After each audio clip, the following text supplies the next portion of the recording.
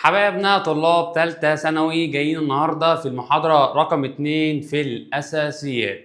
بعد ما خلصنا المحاضرة اللي فاتت وعرفنا العناصر والرموز وحفظنا رموز كويس والمجموعات الذرية، أتمنى تكون بدأت بداية قوية ومسكت قلمك ومذكرتك وكتبت كل العناصر بالتكافؤات بالمجموعات الذرية بالأحماض بالقواعد، وعرفنا كمان العنصر والعدد الذري والعدد الكتلي. ده كله كان محتوى المحاضرة الأولى في التأسيس.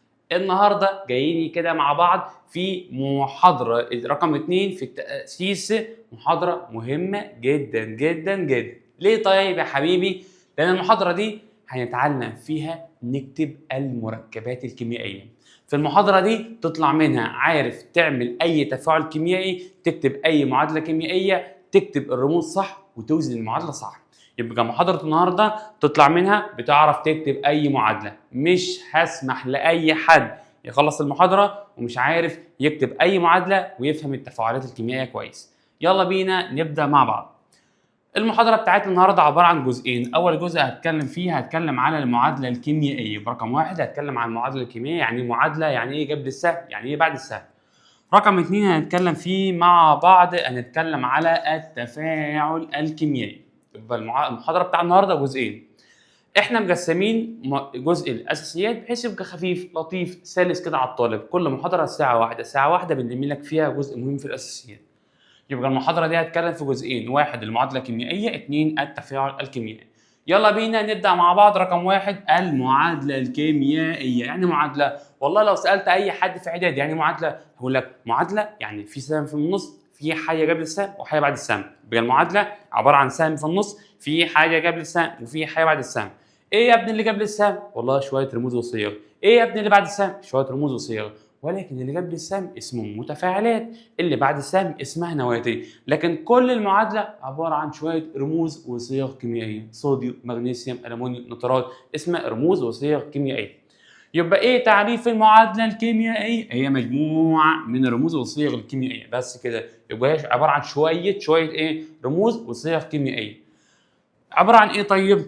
الرموز والصيغ دي عباره عن مواد متفاعله. اللي قبل السهم اسمها مواد متفاعله، واللي بعد السهم اسمها مواد ناتجه. يبقى المعادله شويه رموز قبل السهم وبعد السهم، اللي قبل السهم اسمها متفاعلات واللي بعد السهم اسمها نواتج.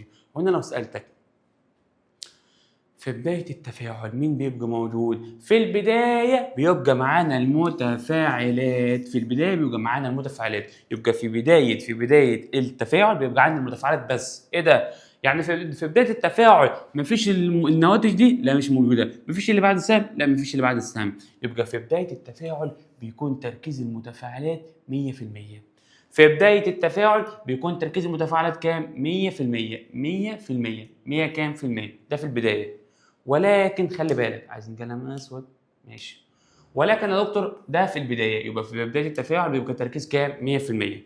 اول ما هبدا اشتغل بلاقي تركيز المتفاعلات تتفاعل مع بعض، ولما تتفاعل مع بعض تبدا تكون نواتج. يبقى في بدايه التفاعل المتفاعلات 100% والنواتج 0%.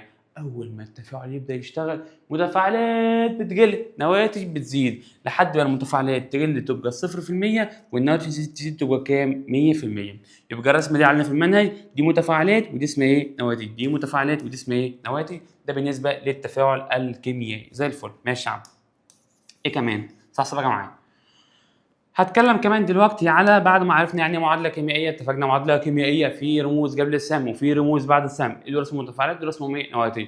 ويربط بينهم سهم، والسهم ده يا دكتور خلي بالك السهم ده كده تكتب عليه ايه؟ شروط التفاعل. يبقى السهم ده بكتب عليه ايه؟ شروط مين؟ التفاعل. شروط التفاعل. يبقى شروط التفاعل دي دايما مكتوبه على السهم. خلي بالك دايما اللي قبل السهم متفاعلات، بعد السهم نواتج. طب تعالى نقرا التفاعل ده. مين بيتفاعل مع مين؟ مغنيسيوم اتفاعل مع اكسجين كون مين؟ اكسيد مغنيسيوم. يبقى مغنيسيوم مع اكسجين كون ايه؟ اكسيد مغنيسيوم. دول قبل السهم دول بعد السهم. رمز المغنيسيوم ام جي. والمغنيسيوم بكتب ذره واحده. المغنيسيوم من العناصر اللي بكتبها جزيء ذره واحده. الاكسجين من الغازات اللي كام ذره؟ 2. اكسجين O2، نيتروجين N2، هيدروجين H2، فلور، كلور، برومين، كل دول جزيئات من كام ذره؟ 2. طب بالله عليك مغنيسيوم اتفاعل مع اكسجين، يا ترى مركب اسمه ايه؟ اكسيد مغنيسيوم. اكسيد ايه؟ مغنيسيوم ام جي او. كتبنا المعادله وزناها. خلي بالك ان السنه دي برضه مهم عليا كده ومهم كده معايا، انك لازم تتعلم تكتب الحاله الفيزيائيه. يعني كل رمز هتكتبه على السبوره، كل رمز هكتبه كده معايا لازم اكتب تحتيه الحاله الفيزيائيه، اس ولا جي ولا اس ولا ليكويد ولا ايه بالظبط. طب ايه هي الحالات الفيزيائيه اللي علينا؟ خمسه. ايه هم الخمسه؟ لو الماده صلبه، صلبه يعني سوليد، سوليد يعني ايه؟ صلب، حط حرف الاس. سائل ليكويد يبقى ال، سائل ليكويد يبقى ال، غاز جي، غاز جي، غاز جي، يبقى سائل ليكويد. ال يعني السائل، والاس يعني الصلب، والجي يعني غاز. لو الماده دايبه في ميه، لو عندي سكر في ميه، محلول في ميه، لو الماده دايبه في ميه بسميه محلول ايه؟ مائي يعني اقوس. محلول مائي يعني ايه؟ اقوس. يبقى لو الماده دايبه في ميه اسمه ايه؟ اقوس. لو الماده بخار اسمه ايه؟ في اللي هو فيبر بخار، في اللي هو فيبر بخار. دول خمس حالات فيزيائيه: صلب، سائل، غاز، اقوس، فيبر، اقوس، فيبر. ماشي يا عم، خش على اللي بعده.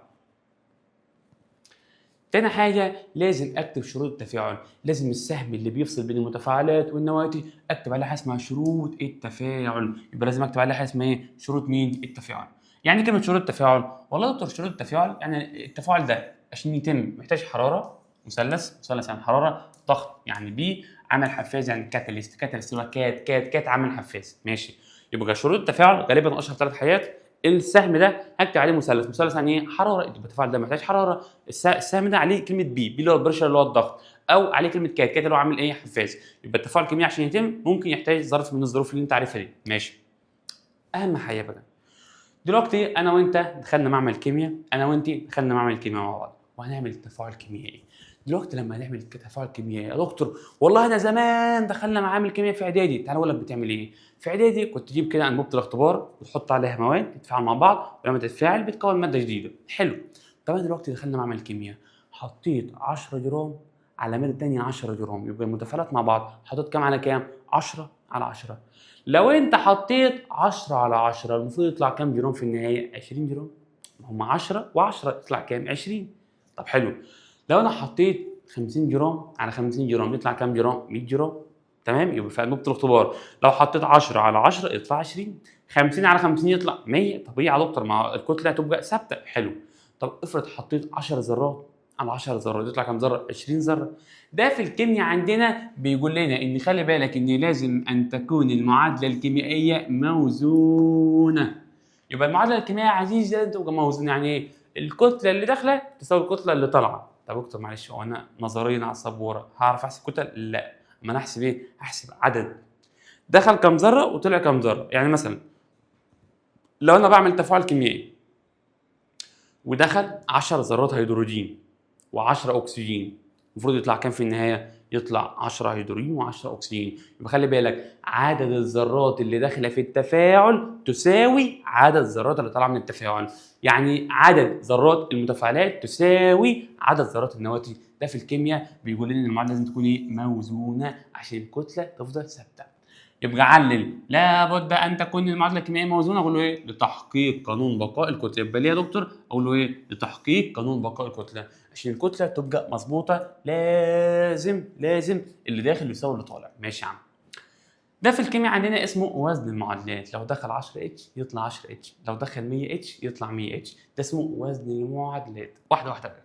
تعال بقى نتعلم مهاره ممتعه لذيذه حلوه اسمها مهاره وزن المعادلات. هل يا دكتور وزن المعادلات مهم؟ طبعا مهم. ده مسائل ثالثه ثانوي في الباب الثاني، مسائل ثالثه ثانوي في الباب الثاني مبنيه على انك تكتب معادله صح موزونه صح. تاني، مسائل ثالثه ثانوي مبنيه على ايه؟ انك تكتب معادله صح وموزونه صح. ماشي يا عم. لانك لو انت طالب شاطر هتعرف تكتب معادله صح وتوزنها صح، فتحل ان شاء الله وتوصل للمجموع اللي انت عايزه. اللي بيبدا صح بيكمل كويس، اللي بيبدا صح بيكمل كويس. فتعود دايما انك تبدا بدايه صح. يبقى انا من اول السنه خدت كورس اساسيات بذاكره، هبدا المنهج وهاخد المذاكره بتاعت المستر وهبدا التزم معاه شرح وحل وافكار وفرض ورشه على كل باب. بعد كل باب هنعمل ورشه حل وفرم على كل باب. فده كله هيكون معانا ان شاء الله على الابلكيشن بتاعنا. يبقى ده كله هيكون معانا على الابلكيشن بتاعنا. ماشي يا عم. يلا نبدا مع بعض. اول تفاعل في الاول عايزك تتعلم تقرا كيمياء، تبقى طالب بيعرف يقرا كيمياء صح. التفاعل ده عايزك تتعلم معايا نقرا مع بعض. التفاعل ده دكتور عباره عن ايه؟ والله اتفقنا. التفاعل ده عباره عن ايه؟ حاجه قبل السهم وحاجه بعد السهم. اللي قبل السهم اتفقنا اسمها ايه؟ متفاعلات، واللي بعد السهم اسمه ايه؟ نواتج. ماشي يا عم. مين شاطر يقرا معايا كيمياء؟ يلا بينا. يتفاعل مين؟ يتفاعل غاز الهيدروجين. وانا عارف ليه كاتب الهيدروجين H2، لان الهيدروجين ده تبع السبعه الكلاب. السبعه الكلاب يعني ايه سبعه الكلاب؟ يعني سبعه اللي احنا حافظينهم في كلمه اسمها ايه؟ كونافابي. كونافابي دول سبع غازات دايما بكتبهم وهم لوحدهم ذرتين. دول سبع غازات دايما بكتبهم وهم لوحدهم ذرتين. طب تعالى كده فكرني، مين هم السبع غازات يا دكتور؟ والله اول غاز معانا كاف غاز كلور، نون نيتروجين، ألف أكسجين، ف فلور، ه هيدروجين، ب بوروم، يود أي اللي هي أي 2 اليود. يبقى اكتبها كونافابي. كونافابي سبع غازات، كونافابي سبع غازات ذرتين. ماشي. ايه رمز الهيدروجين؟ H2. اوعى تقول لي H صفر. ايه رمز الهيدروجين؟ H2. اكسجين O2. عندما يتفاعل غاز الهيدروجين مع غاز الاكسجين بيكون ايه؟ بخار الميه. ايه رمز بخار الميه؟ H2O. بخار ميه H2. كويس. ماشي يا عم. حلو ممتاز جدع. صح بقى معايا. دلوقتي انا فعلت ده مع ده وكون بخار الميه H2O. دلوقتي يا باشا المعادله دي عايزك توزنها ليه؟ اوزنها ازاي؟ لازم اللي قبل السهم يساوي اللي بعد السهم. طب نعد مع بعض. اول خطوه في الوزن بمسك كل عنصر واوزنه لوحده. بمسك كل عنصر اوزنه لوحده. ماشي يا عم. اول عنصر معانا عنصر هيدروجين دخل كام اتش؟ تقول يا دكتور دخل 2 اتش. H2 يعني كام اتش؟ 2. طلع كام اتش هنا؟ 2 اتش. خلاص موزون الاتش. يبقى بمسك كل عنصر لوحده. خلصنا الهيدروجين. خش على الاكسجين. دخل كام اوهايه؟ 2 او. دخل كام اوهايه؟ 2 او. O2 طلع كام اوهايه؟ واحده بس. ما الميه H2O. H2O يعني كام اتش؟ 2. كام او؟ واحده. يبقى دخل 2 او طلع اوهايه واحده. اعمل ايه؟ بمشي بمبدا في الوزن القليل يعلى. هنا 2 هنا واحده فده يعلى. يعلى يعني ايه؟ يعني ازود ارقامه شويه. الوزن ليه مكان واحد عندي بس. الوزن ليه مكان واحد عندي بس. مكانه فين؟ الوزن مكانه يسار المركب. يبقى الوزن مكانه فين؟ يسار المركب. يبقى خلي بالك ان الوزن مكانه يسار المركب. يعني الوزن مكانه هنا. الوزن مكانه هنا. ماشي. طب يا دكتور هنا 2 وده واحد، عايز اخلي الواحد 2 اروح ضرب في 2. طب لما ضربت في 2 بقى عندي كام اكسجينه؟ 2. لان خلي بالك الرقم اللي بكتبه على الشمال بيتضرب في المركب كله. فكده بقى عندي كام اكسجينه؟ 2. وهنا اكسجين في الاكسجين اتظبط. ولكن احذر يا عزيزي، لما ظبطت الاكسجين الهيدروجين زاد. بقى في كام هيدروجينه؟ 4. فاروح ضرب هنا في كام؟ في 2. ده وزن المعدات. يبقى الوزن لازم عدد اللي داخل يساوي عدد ايه؟ اللي طالع. واحده كمان.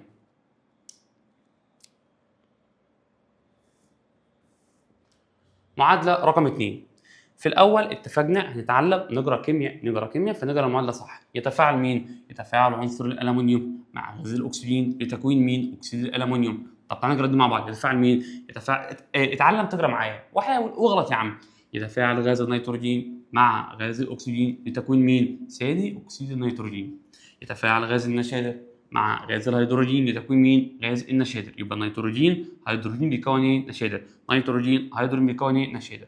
ده يتفاعل الحديد مع الاكسجين لتكوين ايه؟ اكسيد حديد. ونعرفه بعدين ليه مكتوب كده الكلام ده. ماشي يا عم. ابدا معايا يا دكتور. يعني كلمه وزن بعد اللي قبل السهم واسويهم باللي بعد السهم. بس في الاول لازم تتعلم تعد كويس. عايزك تعد معايا. كم الومنيوم؟ واحده. كم الومنيوم؟ 2. كم اكسجين؟ 2. كم اكسجين؟ 3. هنا كده المركب ده في كم انايه؟ واحده. في كم اوهايه؟ 2. المركب ده في كم ان؟ واحده. في كم اتش؟ 3. المركب ده في كم حديد؟ 3 صح. في كم او؟ 4. ده السؤال. لو رحت حطيت مثلا 3 هنا يبقى النشادر هجيب لها 3. بقى في كم ان؟ 3. بقى في كم اتش؟ 9. لانك لما اقول لك النشادر وحط قبليها هنا 3. ال3 دي مضروبه في كله. هو كان في ان واحده في 3 كان في اتش 3 في 3 بكام؟ 9. يبقى اي رقم على الشمال بتاع كله. الشمال بتاع كله. اي رقم على الشمال بتاع كله. ماشي يا عم. يلا بقى نبدا نوزن مع بعض. اول حاجه نوزن ازاي؟ عد معايا. دخل كام الومنيوم؟ واحده. طلع كام الومنيوم؟ 2. اروح اضرب في 2. ايه ده؟ يا دكتور ليه ما حطيتش الاثنين هنا كده؟ يا ابني الوزن ليه مكان واحد بس. الوزن ليه مكان واحد بس. فلو المكان بتاعه يسار المركب او يسار عنصر. دخل كام وهايه؟ 2. طلع كام وهايه؟ 3. الخطه السريه بتاعتنا لو دخل 2 وطلعت 3 ودخل 3 وطلع 2، او خد قاعده ثابته، لو دخل رقم زوجي وطلع رقم فردي اعكسهم. لو دخل رقم زوجي وطلع رقم فردي اعكسهم. يعني اعكسهم بالرياضه. لو عايز الاثنين تساوي 3 اعمل ايه؟ والله يا دكتور بالرياضه لو عايز الاثنين تساوي 3 الاثنين هضربها في 3 والثلاثه هضربها في 2. فلما الاقي رقم زوجي ويطلع فردي او العكس الاثنين دي اروح ضاربها في 3 والثلاثه اروح ضاربها في كام؟ في 2. ولكن زي ما اتفقنا كل ارقام الوزن اللي انا بضيفها يساوي المركب. خلي بالك هنا بوظت الالومنيوم بقى في كمان الالومنيوم 4 اروح احط هنا كده دول 2 انا عايز اخليهم 4 يبقى اضرب في كام؟ في 2 تطلع هنا كام؟ 4. يبقى الوزن النهائي 4 3 2. الوزن النهائي بتاعنا هنا 4 هنا 3 هنا 2. ماشي يا عم. واحده كمان. وقف الفيديو واوزن المعادله رقم 3 وقول لي وزنتها صح ولا غلط. تعال نوزن مع بعض. كم نيتروجينا؟ 2. كم اكسجينا؟ 2. كام NO2 يا دكتور؟ NO2 خلاص مش هي غاز NO2. عد معايا. دخل كم نيتروجينا؟ 2. طلع كم نيتروجينا؟ 1 فراح ضرب في 2. طب كم أهية؟ 2. هنا كم أهية؟ 2 في 2. لو عايز تعرف أي عدد بعمل إيه؟ بشوف هو جوه بكام واضرب في بره. هو كام O2 يعني كام O؟ 2 في 2 بكام؟ 4. عايز اخلي الاثنين دي 4 اروح ضربها في كام؟ ضربها في 2 بس كده. اروح ضربها في 2. ماشي. المعادله اللي بعده. كم انايه؟ كم انايه؟ 2. طلع كم انايه؟ 1 اروح ضرب في 2. كم اتشايه؟ 2. كم اتشايه؟ 2. كم اتشايه؟ 3 في 2. اتفقنا. لو عايز اعرف اي عدد بشوفه جوه في الاول ثم بره. 3 في 2 بكام؟ 6. عايز اخلي دي 6 اروح ضرب في كام؟ في 3 بس كده. اللي بعده. معادله رقم 5. كم حديده؟ 1. طلع كم حديده؟ 3 اروح ضارب في 3 ضارب في 3. كم اوهايه؟ 2. كم اوهايه؟ 4 اروح ضارب في 2 بس كده. دول اول 5 معادلات في الوزن. لسه كمان مكملين.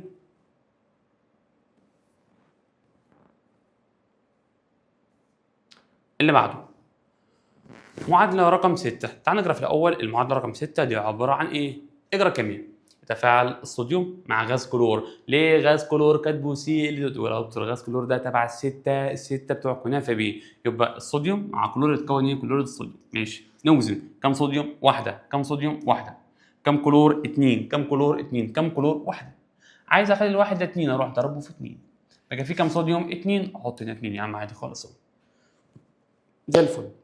كم إساية؟ 1. كم إساية؟ 1. كم أهية؟ 2. كم أهية؟ 3. لما ألاقي 2 و3 اعكسهم. لما تلاقي 2 و3 اعكسهم. يعني اعكسهم. الاثنين دي هضربها في 3 و3 ضربها في كام؟ في 2. كده في كم اس عندي؟ يا دكتور ما انت بوظت كده الكبريت. خلاص يا عم اوزن عادي. 2 اس احط 2 اس بس كده. اللي بعده. كم حديدة؟ 1. كم حديدة؟ 1 خلاص. كم كلور؟ 2. كم كلور؟ اكتر حاجة بتتكرر 2 و3. فالاثنين دي هضربها في 3 و3 في 2. كم حديد؟ 2 خلاص حط هنا 2. بص بقى معادله رقم 9 من اهم واشهر المعادلات اللي هتجيب لنا في المنهج ان شاء الله. هي معادله ايه؟ والله يا دكتور لقيت مركب سي اتش وفي طلبه ما شاء الله شاطر عارف ان المركب ده خدنا زمان سي اتش 4 ده مركب اسمه ايه؟ الميثان. حتى لو انت مش فاكره مش مشكله. المهم بس عايز اقترح حاجه بس. اي مركب فيه سي واتش اي مركب فيه سي واتش ده اسمه مركب ايه؟ عضوي. اي مركب سي اتش مركب عضوي. اي مركب سي اتش مركب عضوي يعني ليه اصل عضوي في الكائنات الحيه النبات والحيوان. يعني المركب ده ليه اصل عضوي داخل النباتات او الحيوانات. ماشي يا عم. اي مركب عضوي لما بعمل له احتراق بحط غاز اسمه غاز ايه؟ اكسجين. يبقى اي مركب عضوي لما بعمل له احتراق بحط غاز اسمه غاز ايه؟ اكسجين. وخد قاعده ثابته. اي مركب عضوي بعمل له احتراق بيطلع نواتج ثابته. اي مركب عضوي هعمل له احتراق بيطلع ايه؟ نواتج ثابته. مين بقى هي النواتج الثابته؟ CO2 ميه. CO2 ميه. يبقى اي مركب عضوي بيطلع نواتج ثابته لما بحط له غاز اكسجين. يبقى انا عندي مركب عضوي CH4. اي مركب بقى المركب ده بيتغير. اي مركب عضوي بحط له اكسجين بيطلع كام حاجه؟ 2 ثابتين CO2 ميه. اشمعنى طيب؟ ليه دايما ثابتين؟ لان انا قلت لك من شويه المركب العضوي فيه COH فالسي بيتفاعل مع الاو ويطلع CO2 والاتش برضه بيتفاعل مع الاو يطلع ايه؟ H2O. يبقى اي مركب عضوي بيطلع CO2 وميه. CO2 وميه. تعالى بقى نوزن المعادله كده ايه مع بعض. معادله رقم 9. تعالى كده نوزنها مع بعض. اتفقنا اي مركب عضوي CH بيبقى يطلع CO2 وميه. اوزن بقى معايا. خد قاعده ثابته. قاعده ثابته اكتبها عندك. اي مركب عضوي بوزن في الاول السي ثم الاتش ثم الاو بالترتيب ده. اي مركب عضوي اوزن في الاول سي ثم اتش ثم او. عد معايا. دخل كام سايه؟ 1. طلع كام سايه؟ واحده، خلاص موزون. كم اتشايه؟ 4. كم اتشايه؟ 2 ضرب في 2.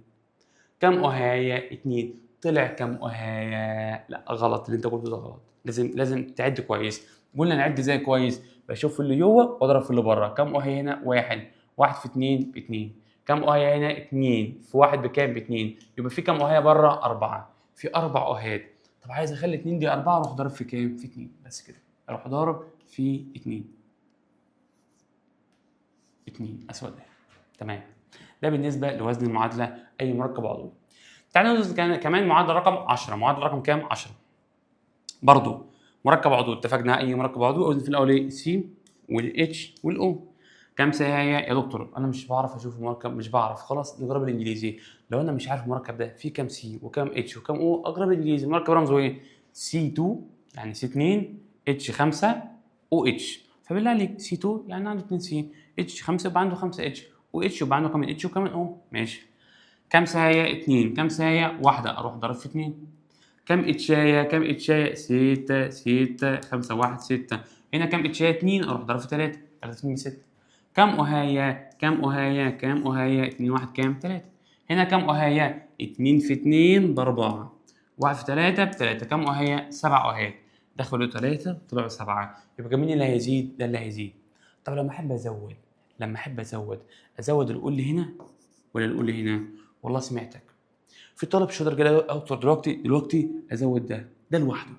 ده سهل عليا ليه؟ لان لو فكرت ازود الاكسجين ده واحط رقم هنا كده هبوظ المركب كله، هبوظ السي وهبوظ الاتش، فمش عايز اوزن ده، انا عايز ازود ده. يبقى انا هحط رقم هنا. طب احط كام؟ والله هجرب، هنجرب مع بعض.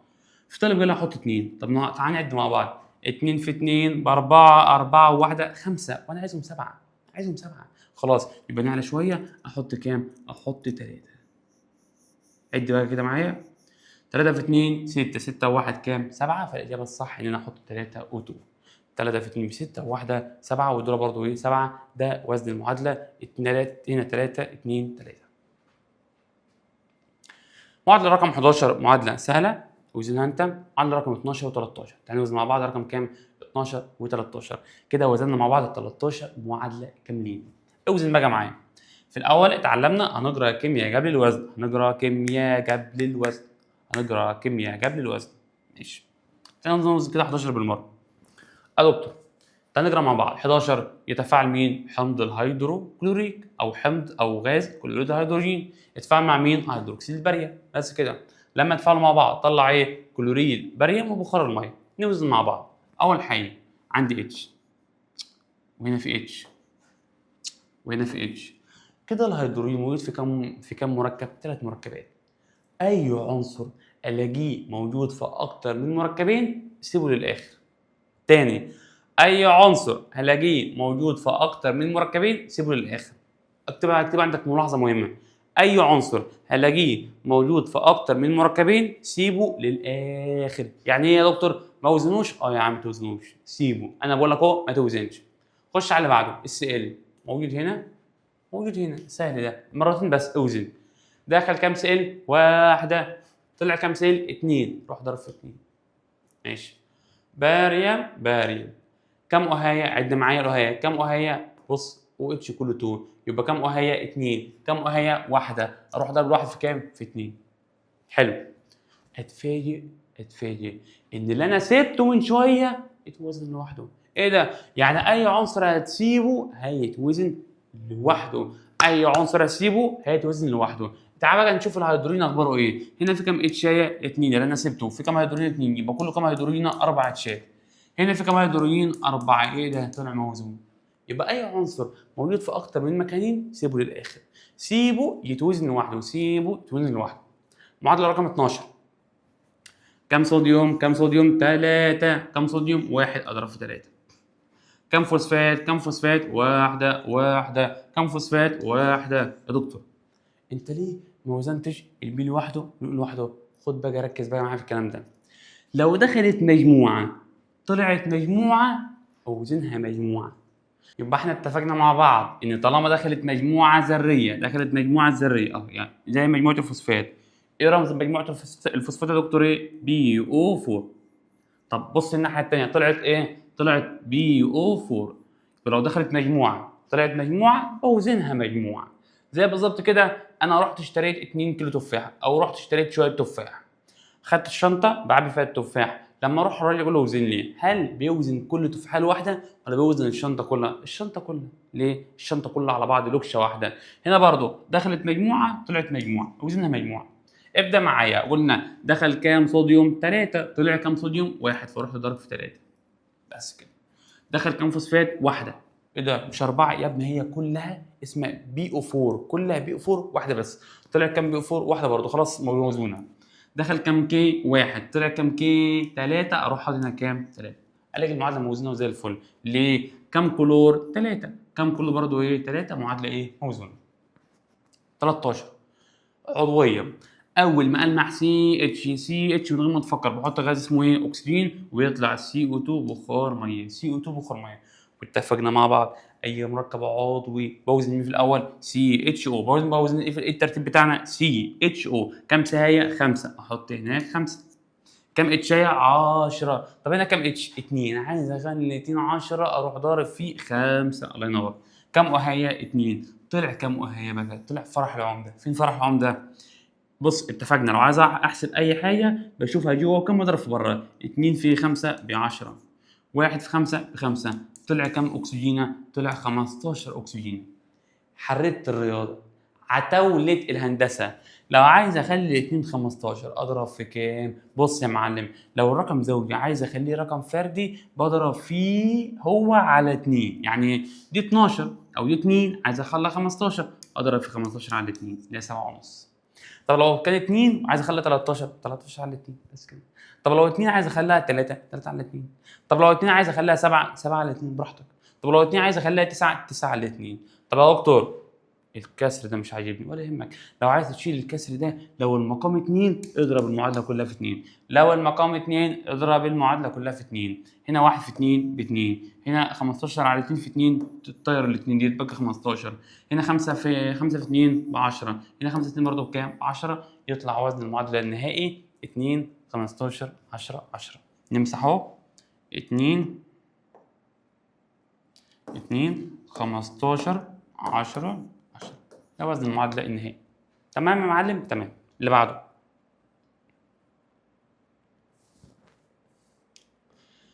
كده خلصنا المعادله الكيميائيه وتعلمنا ازاي المعادله بنوزنها، ازاي اكتب معادله موزونه، وقلنا خطوات الوزن سهله وبسيطه. الوزن مهاره بتيجي مع كتر الحل.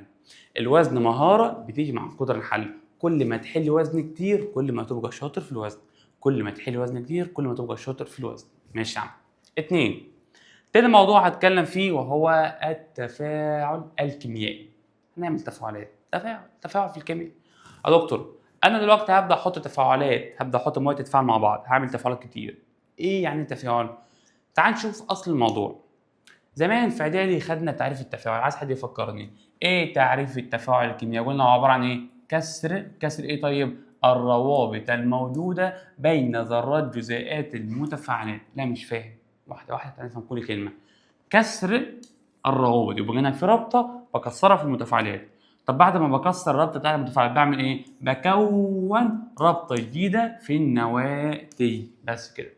يبقى ملخص التعريف ان انا بكسر روابط المتفاعلات وبكون روابط نواتج. تاني بعمل ايه؟ بكسر روابط متفاعلات وبكون روابط فين؟ في النواتج. طب يا دكتور ادي المتفاعلات وادي النواتج، فين الكسر والتكوين؟ انت قلت بكسر متفاعلات بكون نواتج، فين الكسر والتكوين؟ اسالك السؤال الاهم. انت قلت بتكسر ايه؟ روابط. هو في روابط؟ هل انت بعينيك دلوقتي شايف روابط؟ تقول يا دكتور لا انا مش شايف روابط. فلازم في الاول ارسم الروابط. نرسم ازاي بقى؟ صح بقى معايا. اول حاجه نقرا مع بعض. ده اسمه جزيء ايه؟ هيدروجين. ايه رمز الهيدروجين؟ H2. ارسمه ازاي؟ H رابطه H اتش و اتش فيهم رابطه. طب عرفت ازاي ان بينهم رابطه واحده؟ هي ايه اصلا انواع الروابط؟ في زمان في تانية ثانوي خدنا الروابط وخدنا ان لو الرابطه كده اسمها رابطه احاديه، دي اسمها رابطه ايه؟ ثنائيه، دي اسمها رابطه ايه؟ ثلاثيه. وخدنا كمان مع بعض ان دي اسمها رابطه ايه؟ سيجما قويه صعبه الكسر. يبقى الرابطه الاحاديه رابطه ايه؟ سيجما قويه صعبه الكسر. طب الرابطه الثنائيه واحده سيجما واحده باي. طب رابطه ثلاثيه، واحده سيجما 2 باي. تاني لو عندي رابطه احاديه نوعها سيجما، اي رابطه لوحده سيجما، لو انت لوحدك سيجما، لو اتنين سيجما باي، لو اتنين سيجما باي، لو ثلاثيه سيجما 2 باي، سيجما 2 باي. تاني لو رابطه لوحده سيجما واحده سيجما اتنين، واحده سيجما واحده باي، تلاته واحده سيجما 2 باي. ماشي يا عم، تلاته واحده سيجما 2 باي. حلو. تعال بقى نرجع لموضوعنا الرسم.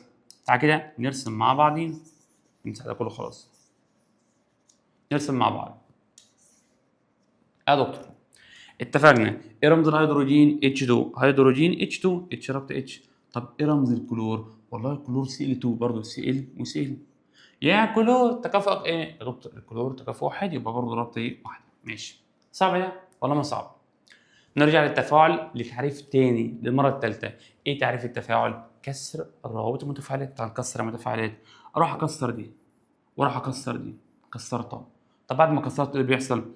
بعد ما كسرت بدل ما كان H2 بقى عباره عن H زائد H. انفصلوا. ما انا يعني كسرت الرابطه فبالتالي عملوا ايه؟ انفصلوا. كسرت الرابطه فبالتالي عملوا ايه؟ انفصلوا. نصغر شويه. كويس. كسرت دي وكسرت دي، ورحت يا عيني كسرت التانية دي كده. فلما كسرت الرابطه انفصلوا، فبدل يا عيني ما كان اسمه H2 بقى اسمه H و H، بدل ما كان Cl2 بقى عباره عن ايه؟ Cl زائد Cl. طب يا دكتور بعد ما كسرت دول وكسرت دول بعمل ايه؟ بكون رابطه جديده. ازاي؟ بالله عليك هكون رابطه جديده، فالاتش تعمل رابطه مع اتش ولا تعمل رابطه جديده؟ فراحت الاتش دي راحت مع السي ال وعملوا رابطه. طب اتش وسي ال يطلع مركب اسمه ايه؟ يطلع اتش رابطه سي ال. وتروح الاتش البعيده مع السي ال البعيده برضه يعملوا رابطه كمان، يطلع برضه ايه؟ اتش سي ال. كده طلع معايا كام؟ 2 اتش سي ال، وده اللي اتكون معايا 2 اتش سي ال. يبقى ايه تعريف التفاعل الكيميائي؟ هو كسر الروابط المتفاعلات وتكوين روابط جديده في النواتج، ده التفاعل الكيميائي. ماشي. ايه بقى انواع التفاعلات الكيميائيه اللي احنا هنتكلم عنها بالتفصيل؟ صح بقى معايا. هبدا دلوقتي اكلمك على انواع التفاعلات الكيميائيه. صح بقى معايا وركز بقى معايا. اول حاجه، اول تفاعل معانا اسمه تفاعل الاتحاد المباشر. يبقى اول تفاعل معانا نقدر تفاعل ايه؟ الاتحاد المباشر. من اسمه يعني اتحاد مباشر، يعني عنصر اتحد مع عنصر، ولما اتحدوا مع بعض اكيد هيكون ايه؟ مركب. او عنصر اتحد مع مركب واتحدوا وكون مركب، او مركب صغير اتحد مع مركب صغير وكون مركب كبير. المهم في النهايه في الاتحاد دايما بيطلع مركب كبير. المهم في النهايه بيطلع ايه؟ مركب كبير. ماشي يا عم. يبقى الاتحاد ايه تعريفه؟ اسمه تفاعل اتحاد مباشر، واسمه تفاعل التكوين. ليه؟ بكون حاجه، بحط حاجه صغيره على حاجه صغيره ويطلع حاجه كبيره. ماشي. ايه تعريف تفاعل الاتحاد المباشر؟ اللي هو تفاعل يتحد فيه عنصران، يعني عنصر مع عنصر، او عنصر ومركب، او مركب ومركب. يبقى في كم احتمال للاتحاد؟ 3. ايه هم الثلاثه؟ ممكن يتحد عنصر مع عنصر، او عنصر مع مركب، او مركب مع مركب. كم احتمال؟ 3 احتمالات مع بعض. ايه هم الثلاث احتمالات بتوع الاتحاد؟ عنصر مع عنصر، او عنصر مع مركب، او مركب مع مركب. المهم يطلع ايه؟ حاجه واحده بس. يبقى دايما الاتحاد بيطلع حاجه واحده بس في النواتج. دايما في الاتحاد بيطلع حاجه واحده بس في النهايه.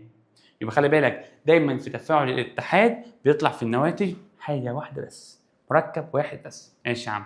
صح بقى معايا. ادي كتر. ايوه يلا بينا. اول حاجه تعالى نقرا مع بعض، تعالى نتعلم نقرا كيمياء. اول حاجه يتحد مين؟ يتحد الصوديوم مع غاز الكلور لتكوين مين؟ كلوريد الصوديوم. طب رقم 2 يتحد غاز اول اكسيد النيتروجين اللي هو اسمه اكسيد النيتريك، ده مركب اهو. عرفت ازاي انه مركب؟ عنصرين ان او. يبقى يتحد اكسيد النيتريك مع غاز الاكسجين لتكوين مين؟ ثاني اكسيد النيتروجين. معادله رقم 3 يتحد غاز النشادر مع غاز HCl اللي هو حمض الهيدروكلوريك او كلوريد الهيدروجين. يبقى ده مركب وده مركب، اتحدوا مع بعض وطلع مركب كبير. مركب ايه كبير؟ دايما المشترك في تفاعلات الاتحاد ان دايما النواتج مركب واحد، دايما نواتج مركب واحد. ممكن يتحد عنصر مع عنصر زي كده، او عنصر مع مركب او مركب مع مركب ويطلع مركب واحد، اسمها تفاعلات اتحاد مباشر. طبعا المعادلات مش موزونه، اوزنها انت، انا مش وازنها، وزنها انت. ده اول نوع معانا اسمه تفاعلات مين؟ الاتحاد المباشر. رقم 2 التفاعل ده هيجاب لنا في المنهج كتير. التفاعل ده دكتور هيجاب لنا في المنهج كتير، اسمه تفاعل ايه بقى؟ صح بقى معايا. تاني تفاعل هيجاب لنا في المنهج كتير اسمه تفاعل الانحلال، واكتب فوقها كلمتين الحراري. انحلال يعني بيتحلل، حراري يعني عن طريق الحراره، يبقى انحلال يعني بيتكسر. ليه 3 اسماء، اسمه انحلال حراري صح، تفكك صح، تكسير صح، ده كله نفس المعنى. التفكك المركب بيتكسر، انحلال المركب بينحل، تفكك المركب بيتفكك، يبقى ليه 3 اسماء، انحلال حراري او تفكك او تكسير. ده عباره عن ايه او بيتم في ايه؟ قال لي هو تفاعل يتم في ايه؟ تحول مركب واحد، يبقى انا ببقى عندي مركب واحد، ده مركب اهو، ببدا اكسره افككه ينحل، يبقى هو تفاعل يتم فيه تفكك مركب واحد، بفكك مركب واحد الى عناصر او الى مركبات جديده. يبقى انا عندي مركب واحد بيتكسر، طب بيتكسر لايه؟ ممكن مركب بيتكسر لعناصر صغيره او مركبات صغيره، المهم يتكسر. يبقى المهم المركب كبير بيتكسر لحاجات صغيره، يبقى لو دخل مركب كبير ويتكسر لحاجات صغيره يبقى اسمه تفاعل ايه؟ انحلال. انا صحيح ان الانحلال عكس الاتحاد. الاتحاد بحط حاجه صغيره عن حاجه صغيره يتحدوا يطلع حاجه واحده كبيره. الانحلال العكس، بجيب حاجه كبيره تتكسر لحاجات ايه؟ صغيره، بعكس بعض. خلي بالك في الاتحاد النواتج حاجه واحده، في الانحلال المتفاعلات حاجه واحده. تاني، في الاتحاد انا هفكر مش بحفظ، لا بفهم كويس. الاتحاد اتحدوا، فاكيد لما يتحدوا هيطلع في النواتج حاجه واحده بس. الانحلال انا بكسر، فبكسر حاجه كبيره يبقى حاجه واحده بس. يبقى خلي بالك، يبقى الاثنين عكس بعض. ايه هما العكس بعض؟ الاتحاد عكس الانحلال. في الانحلال بجيب مركب بسخنه بيتكسر، بجيب مركب واحد، يبقى المتفاعلات حاجه واحده، حاجه واحده بس، ده في الانحلال. ولكن شرط مهم، اي حاجه عشان تنحل لازم على السهم يبقى عندي حراره، عندي حراره. يبقى الانحلال ده بيتم عن طريق ايه؟ الحراره. مين شاطر يقرا ال3 معادلات اللي على السبوره صح بالعربي؟ تعالى نقراهم مع بعض. ينحل مين؟ ينحل كربونات الكالسيوم بالحراره الى، ينحل كربونات الكالسيوم بالحراره الى اكسيد كالسيوم وغاز مين؟ ثاني اكسيد الكربون. طب اللي بعدها ينحل اكسيد الزئبق بالحراره الى الزئبق اكسجين، ينحل اكسيد المغنيسيوم بالحراره الى مغنيسيوم اكسجين. كله مش موزون، اوزنها انت بالمعادلات دي، اوزنها، مشي ايدك في الوزن، اوزنها انت، اكتبها وزنها انت. ماشي يا عم. اللي بعده، يبقى لحد دلوقتي خدنا كام تفاعل؟ 2. خدنا تفاعل ايه؟ اتحاد وعكسه انحلال. خدنا تفاعل ايه؟ اتحاد عكسه انحلال، اتحاد عكسه انحلال. في الاتحاد عنصر زائد عنصر او عنصر زائد مركب او مركب زائد مركب، المهم بيطلع ايه؟ حاجه واحده بس. الاتحاد بيطلع حاجه واحده بس. طب الانحلال باخد حاجه كبيره اكسرها لحاجات صغيره. ماشي. 3 الباشا تفاعل الاحتراق. اسمه تفاعل ايه؟ الاحتراق. مين اسمه؟ اول ما اسمع كلمه احتراق يعني بحط غاز اكسجين، يبقى الاحتراق لازم له دايما غاز مين؟ الاكسجين. يبقى الاحتراق لازم غاز اكسجين. ايه تعريف الاحتراق في 4 كلمات؟ ايه تعريف الاحتراق؟ الاحتراق هو ايه؟ تفاعل الماده مع الاكسجين، بس كده. يبقى لو عندي ماده اهي، ماده اتفاعلت مع الاكسجين، ده اسمه احتراق. ماده اكسجين احتراق، ماده اكسجين احتراق. يبقى ايه تعريف الاحتراق؟ تفاعل الماده مع الاكسجين. ايه تعريف الاحتراق؟ تفاعل الماده مع الاكسجين. طب يا دكتور، هو اي احتراق في الدنيا، اي احتراق بيطلع ايه؟ حراره، بيطلع طاقه، يبقى دايما تفاعل ايه؟ طارد حراره. اكتب عليه كل تفاعلات الاحتراق طارده للحراره. عكس الانحلال، ارجع كده للانحلال. هو انا عشان اي حاجه تنحل لازم اسخنها، فلما اسخنها تمتص طاقه، فكله يرجع يكتب على الانحلال دايما ماص للحراره. الانحلال دايما ماص للحراره. يعني ماص يعني عشان تنحل لازم الماده دي تمتص طاقه، تمتص حراره. لكن ده لا، ده لما بيحصل بيطلع طاقه، ده احتراق، بيطلع نار، بيطلع طاقه. ماشي. تاني، يبقى ايه تعريف الاحتراق؟ الاحتراق تفاعل الماده مع الاكسجين، ماده مع اكسجين، ماده ايه؟ مع اكسجين. وخلي بالك لو الماده دي كانت عضويه، لو الماده دي اهو لون جديد اهو، لو الماده دي كانت ماده عضويه، لو الماده عضويه فبيطلع CO2 ميه، CO2 ميه، لو عضويه CO2 ميه، لو عضويه يا دكتور بتعرف ازاي ان الماده دي عضويه؟ فيها سي او اتش. سي او اتش. طب ليه دي مش مطلعش سي او 2 ميه؟ عشان ده مش عضويه، ده سي بس. سي بس، يبقى دي ماده مش عضويه. ماشي. سؤال: اكتب معادله احتراق غاز البروبان سي 3 اتش 8. وقف المعادله. وقف المعادله ايه؟ وقف الفيديو. معاك دقيقه تكتب المعادله. هتكتب ده زائد اكسجين ويطلع سي او 2 ميه. اكتبها ووزنها وارجع لي. يلا روح وقف، اكتبها ووزنها وارجع لي، مستنيك. خلصت؟ يلا بقى.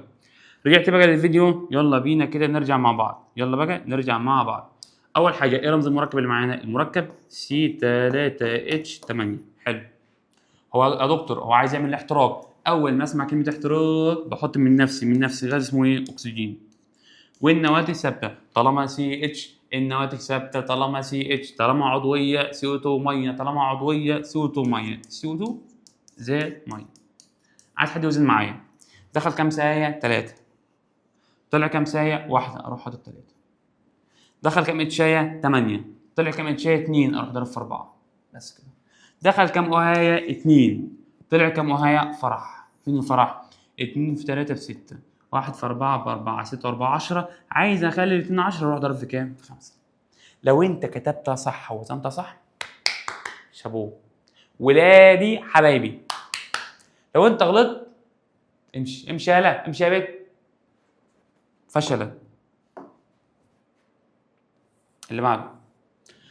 كده خلصنا 3 تفاعلات. مين شاطر يراجع معايا الثلاثه اللي احنا خدناهم؟ ايه هم الثلاث تفاعلات اللي احنا خدناهم؟ خدنا مع بعض اول تفاعل اتحاد انحلال احتراق. اتحاد انحلال احتراق. اتحاد مباشر. انحلال حراري. احتراق عايز حراره. احتراق يبقى ده بيطلع حراره. احتراق بيطلع حراره ودايما عايز غاز اكسجين. 4. تعال نروح مع بعض. اتحاد بحط حاجتين بيطلع حاجه واحده. انحلال باخد حاجه واحده بكسرها لاكتر من حاجه، يبقى عكس بعض. احتراق لازم اكسجين. احتراق لازم اكسجين. ولو ماده عضويه بيطلع كام حاجه؟ 2 CO2 ميه. لو عضويه CO2 ميه. 4. الباب الرابع علينا مبني على فكره الاحلال البسيط. فمن دلوقتي اعرف اذاكرها كويس. ايه هو رقم 4 دكتور؟ اسمه تفاعل ايه؟ الاحلال البسيط. يبقى رقم 4 اسمه ايه؟ تفاعلات الاحلال البسيط. مين شاطر كده يقول لي في العربي بالعربي يعني كلمه احلال بسيط؟ والله يا دكتور الاحلال اكتفوها يعني استبدال.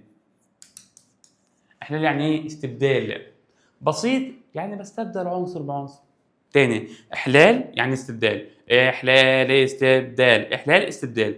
احلال يعني واحد بيحل محل واحد، يعني بستبدل واحد بمكان واحد. يعني إيه بسيط بقى؟ يعني عنصر واحد مكان عنصر واحد. ماشي. في اعدادي ذكريات اعدادي، ايام ما كنت بتقفل علوم بقى وتجيب 40 من 40 يا باشا ومقفل لي المواد في اعدادي. ايام ما كنت بتقفل خدت في اعدادي حاجه اسمها في العلوم كده اسمها سلسله النشاط الكيميائي. وكان في عناصر فوق وكان في عناصر تحت، وفي النص هنا كان في عنصر اسمه ايه؟ الهيدروجين. وكانت الناس اللي فوق بتحل محل الناس ايه؟ اللي تحت. اللي فوق بيحل محل ايه؟ اللي تحت. يعني العناصر اللي فوق هنا تقدر تحل محل الهيدروجين، لكن العناصر اللي تحت هنا ما تعرفش تحل محل ايه؟ الهيدروجين. المهم خلي بالك العنصر اللي فوق بيحل محل العنصر اللي تحت في مركبه. العنصر اللي فوق بيحل محل ايه؟ العنصر اللي تحت في مركبه، لكن اللي تحت ما يقدرش يحل محل اللي فوق. دي اسمها سلسله مين؟ النشاط الكيميائي. طالما عنصر حل محل عنصر ده بنسميه الاحلال البسيط. احلال يعني استبدلت، بسيط يعني عنصر واحد. ايه تعريفه؟ قال التفاعل يحل فيه العنصر الاكثر نشاط الناس اللي فوق اكثر نشاط الناس اللي فوق اكثر نشاط محل العنصر الاقل نشاط في المركب.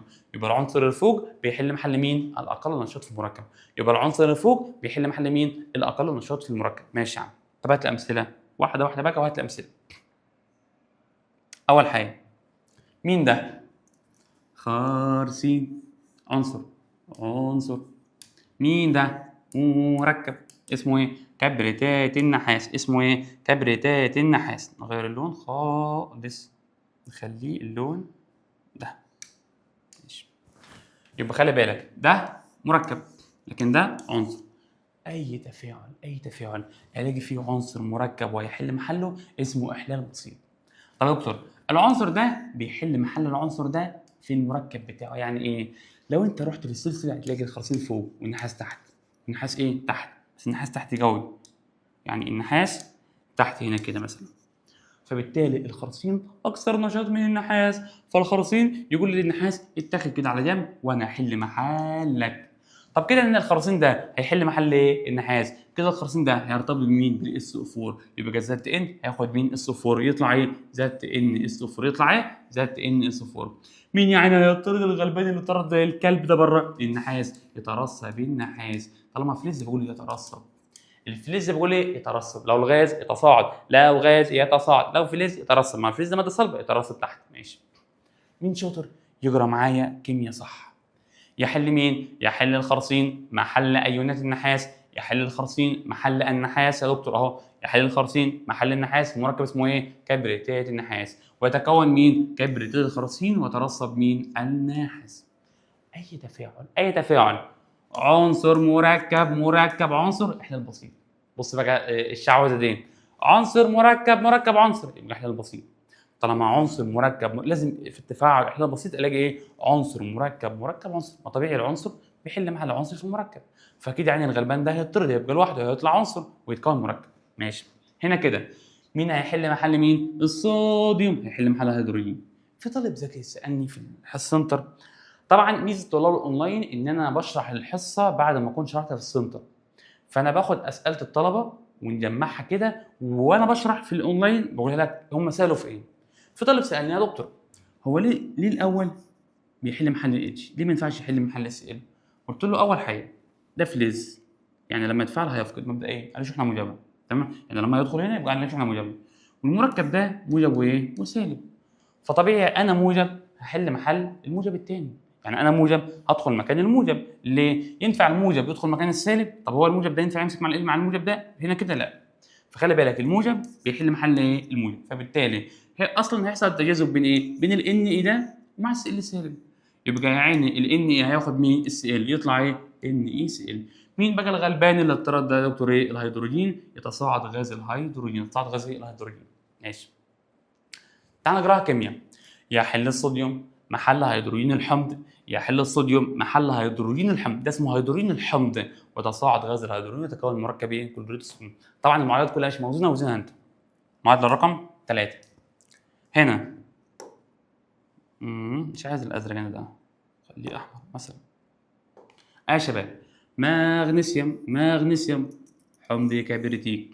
برضه بص خد قاعده ثابته، اول ما الاقي فلز قوي زي كده جنبيه هيدروجين هيدروجين هيدروجين هيدروجين بيحل محل. يبقى الفلزات الاكثر نشاط بتحل محل هيدروجين الحماض. الفلزات الاكثر نشاط بتحل محل ايه؟ هيدروجين الحمض. بص اول ما الاقي فلز جنبيه اتش بيحل محله. هنا الصوديوم حل محل اتش طلع ان اس ال. هنا الام جي حل محل اتش يبقى الام جي هياخد مين؟ اس 4 يطلع ايه؟ ام جي اس 4 وتصاعد هيدروجين. كل تصاعد هيدروجين اهو. هنا الليثيوم حل محل اتش يطلع ايه؟ ال اي ياخد الاس او 4.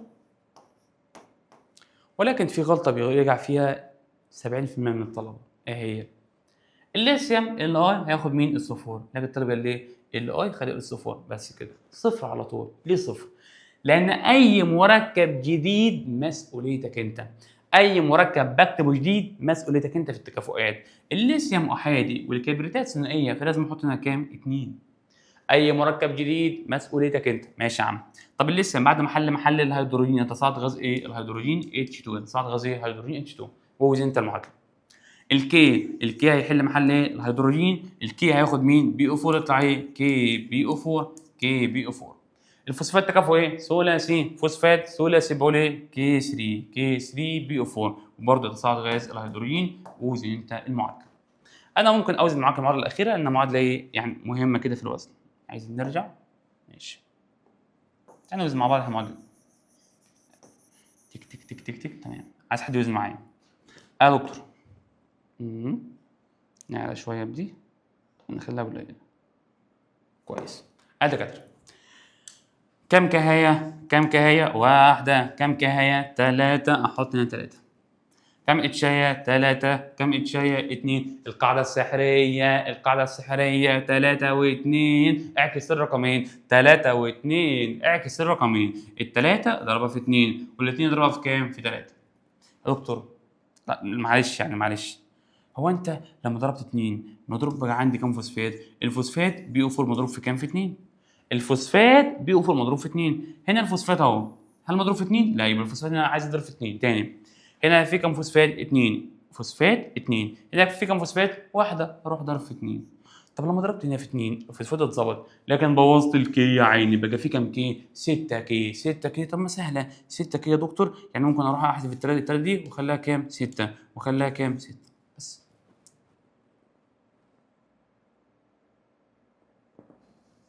الله ينور. يعني اخليها كام؟ 6 كده. وزنت المعادله. ده اسمه احلال بسيط، عنصر مركب مركب عنصر، عنصر مركب مركب عنصر، اسمه احلال بسيط. عكس الاتحاد، على فكره مش شبه الاتحاد. الاتحاد ينفع يبقى عنصر مركب ايوه، ولكن الاتحاد انا اكدت ان الاتحاد بيطلع حاجه واحده بس، لكن الاحلال البسيط بيطلع كام حاجه؟ 2 مركب عنصر. اخر تفاعل معانا والاخير هو رقم 5، الاحلال المزدوج. الباب الثاني حابب اطمنك ان الباب الثاني في الكيمياء، الباب الثاني في الكيمياء كله احلال مزدوج. يا وكستي، الباب الثاني في الكيمياء بتاع الثالثه ثانوي كله احلال مزدوج. يا دكتور ما احنا لسه واخدين احلال، ده كان اسمه احلال بسيط. بسيط يعني عنصر محل عنصر. احلال مزدوج لا، الاثنين بيحلوا محل الاثنين، بنبدل كده، بنلخفن. يبقى احلال بسيط عنصر محل عنصر. طب يعني ايه احلال مزدوج؟ يعني اللي عندي بيروح مع عندك، واللي عندك بيجي عندي، اسمه احلال ايه؟ مزدوج. يعني مثلا قال لي هو تفاعل، الاحلال المزدوج ده عباره عن ايه؟ قال لي ده تفاعل بيتم في ايه؟ قال لي ده تفاعل بيتم فيه تبادل الايونات مع بعض. يبقى تفاعل يعني كلمه تبادل الايونات؟ لا صح بقى معايا. اي مركب في الكيمياء عباره عن نصين. اي مركب في الكيمياء، نغير بقى اللون ده خالص. اي مركب في الكيمياء عباره عن نصين، نص موجب ونص سالب. اي مركب كيمياء نصين، نص موجب نص سالب. عايزين نكور اللون ده شويه، عايزين نزود لون، عايزين ازرق كده حلو، ازرق كده حلو. الازرق بحب اللون الازرق انا. ماشي ده كويس. ماشي يا عم. يبقى دلوقتي اي مركب عندنا موجب وايه؟ وسالب.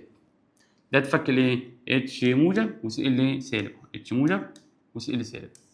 ده تفك الايه؟ ان موجب واتش سالب. يبقى اي مركب في الكيمياء بتفك ايه؟ موجب وسالب. في الاحلال المزدوج بنبدل الاثنين. يعني ايه؟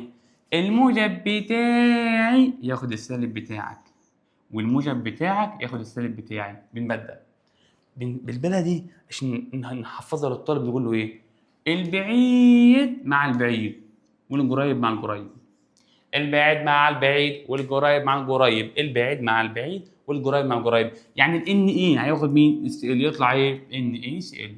ال ان هياخد مين؟ اس ال، يطلع ايه؟ ان اي سي ال. ولكن خلي بالك ما ينفعش اعكسها سي ال ان لا طبعا.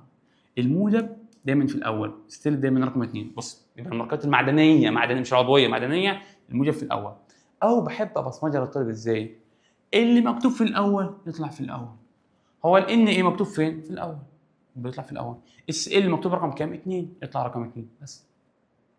يبقى القريب مع القريب ان اس ال، والاتش مع الاتش، احفظها معايا، اتش او اتش ميه، اتش او اتش ميه، خلاص.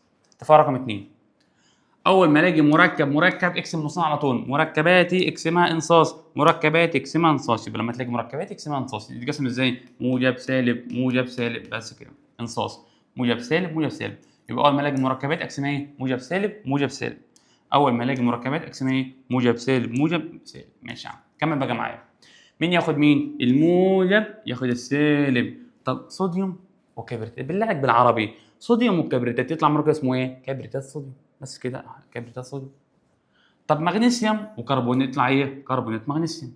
يبقى الام جي خد السي او 3، يطلع ام جي سي او 3. بس خلي بالك اللي مكتوب في الاول يطلع في الاول، والمكتوب في الثاني يطلع في الثاني. ادي الاول طلع هناك اول. ماشي يا عم، الموجب في الاول. اللي بعده ليثيوم فوسفات، موجب سالب. طبعا الشحنات مش التكافؤ مش مهم هنا، المهم انا ابقى عارف ان ده موجب وده سالب، وده موجب وده ايه؟ سالب. الليثيوم هياخد مين؟ اس ال، يطلع ايه؟ ال اي سي ال، وحيد وواحد راح مع بعض. بوتاسيوم فوسفات، بوتاسيوم فوسفات، بوتاسيوم فوسفات. بس خلي بالك يا معلم، الفوسفات دي مجموعه تكافؤي ثلاثي، الفوسفات تكافؤ ثلاثي يبقى كسري. يبقى خلي بالك اي تفاعل مركب مع مركب اسمه حلول مزدوج، ببدل الموجب اللي هنا مع السالب هنا. بالبلدي كده يا باشا بنقول ايه؟ البعيد مع البعيد. كلور ليثيوم يبقى كلوريد ليثيوم. فوسفات بوتاسيوم يبقى فوسفات ايه؟ بوتاسيوم. ولكن خلي بالك دايما المكتوب في الاول بيطلع في الاول، المكتوب في الثاني بيطلع الثاني. هنا فضه مع كلور في الاول اجرام كده، فضه وكلور يبقى اسمه ايه؟ كلوريد فضه. صوديوم نترات صوديوم دايما بيبدا بالشق السالب بالعربي بيبدا اجرى الشق السالب في الاول. اللي بعده التفاعلات دي تعال نكملها مع بعض ونكتبها كده مع بعض واحده واحده، نكتبها ونكملها واحده واحده. اول حاجه حديد وجنبه اتش، اتفقنا الفلز بيحل محل اتش، يبقى الحديد ده هياخد مين؟ السي ال، يطلع ايه؟ اف اي سي ال. وانا اعرف بعد كده ان الحديد مع السي ال مع الاتش سي ال بيتكون حديد ايه؟ ثنائي اللي هو اف اي سي ال 2. وطبعا الهيدروجين ده يعني هيضطرد يعني غلبان، فتصاعد غاز الهيدروجين ووزنت المعادله. يبقى الحديد مع الاتش سي ال بيحل محل ويطلع اف اي سي ال 2. وانا اعرف ليه طلع اف اي سي ال 2 مش اف اي سي ال 3 بعدين في المنهج ان شاء الله. الام جي هيحل محل النحاس، فالام جي هياخد مين؟ اس او 4، يطلع ايه؟ ام جي اس او 4. ثنائي وثنائي راحوا مع بعض يترسب مين؟ النحاس. اللي بعده الان اي، بص ده اسمه حلال بسيط، ده مركب حلال مزدوج. البعيد ياخد البعيد يطلع ايه؟ ان اي ان او 3 زائد الاي جي مع السي ال يطلع ايه؟ اي جي سي ال. بس كده. وده المعادله الاخيره برضو الكي هياخد اس او 4 يطلع ايه؟ كي 2 اس او 4 زائد الام جي مع السي او 3 يطلع ام جي سي او 3 وزنت المعادلات. ده التدريب كده ازاي تتعلم تجرى صح. هنجرى مع بعض. اسمه ايه؟ نترات صوديوم يوديد الذهب. كبريتات الهيدروجين او اسمه حمض الكبريتيك مع بعض اسمه ايه؟ كبريتات الهيدروجين او اسمه ايه؟ حمض الكبريتيك. تاني نترات الصوديوم يوديد الذهب. يوديد مين؟ الذهب. ده اسمه ايه؟ كبريتات الهيدروجين او اسمه حمض الكبريتيك. حمض ايه؟ الكبريتيك. ده اسمه يا دكتور ده بروميد النيكل. ايه رمز النيكل؟ ان اي ثنائي. ده اسمه ايه؟ كلوريد الكوبالت. العربي يا شباب المركب بيتجري من اليمين، كلوريد ايه؟ كوبالت. هيدروكسيد الالومنيوم، بروميد الكالسيوم، بروميد كالسيوم طبعا ثنائي. كلوريد البوتاسيوم، كربونات مغنيسيوم، هيدروكسيد باريوم، كبريتيد النحاس طبعا ده ثنائي راح مع بعض. كلوريد الكروم هنا ثلاثي، كروم ثلاثي. كبريتات الرصاص، اكسيد خارسين، كلوريد امونيوم، كبريتات الفضه. دي كلها اشهر المركبات اللي هتجيلنا في المنهج ان شاء الله. الواجب بتاعك في مذكره الاساسيات صفحه رقم 15. يبقى اول حاجه الواجب بتاعك صفحه رقم كام يا دكتور؟ ايه؟ 15. الواجب الاهم بقى مجهز لك الواجب بتاعك، مجهز لك يا دكتور، نكبر شويه كده، مجهز لك 15 معادله مش 20، 15 معادله نزلوا على قناه الواتس. كله يتاكد ان هو دخل على قناه الواتس. 15 معادله على قناه الواتس فيهم كل حاجه. ده الرقم بعت لنا عليه، نضيفك على قناه الواتس بينزل عليها كل الشغل السنه يا شباب. قناه الواتس بتاعت كينج الكيمياء. تمام؟ ابعت لنا على الرقم ده يا مستر عايز ادخل في قناه الواتس ثالثه ثانوي. 15 معادله مطلوب منك تحولهم من عربي الى معادلات. 15 معادله تحولهم من عربي الى معادلات. هتجيبهم مكتوبين في كشكوله بتسلمهم في السنتر لو انت طالب سنتر، ولو انت طالب اونلاين هتبعتهم وتسلمهم على الابلكيشن ان شاء الله. 15 معادله بالعربي هتحولهم انت معادلات. اكتب بايدك كتير عشان لما نبدا منهج تبقى واقف على ارض صلبه ومتاسس كويس ومستوى عالي ان شاء الله. كده خلصنا المحاضره الثانيه اساسيات. ساعه واحده تلم بقى الدنيا. استنى بقى المحاضره الجايه الثالثه، محاضره تقيله من العيار الثقيل زي ما بيقولوا كده، شغل عالي. استنى اشوفكم. سلام يا غاليين.